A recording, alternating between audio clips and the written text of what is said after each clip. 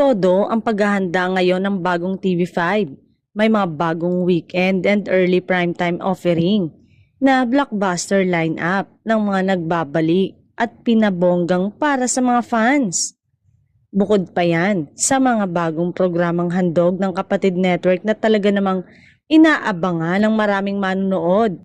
Isa na dyan ang Comeback Imagination hosted by Ma Salvador. Nagsimula na nitong nagdaang weekend ang nagbabalik Imagination sa ikalima nitong season na siguradong emoji-filled sa saya at katatawanan tuwing Sabado. Ang OG, bida okay ng bansa na singgaling naman ay twice a week nang mapapanood tuwing Sabado. Dagdag excitement din ng bagong primetime Primera Black. Ang bagong primetime Primera Black na una sa lahat, isang makabagong news program na anchored ng season at award-winning journalist na si Jiggy Manikad. Kasunod nito, ang primetime newscast na Frontline Pilipinas. Ang viral at trending youth series na Ang Mutya ng Section E ay mapapanood na rin. Hindi rin pahuhuli ang primetime action drama na Totoy Bato na pinagbibidahan ni Kiko Estrada.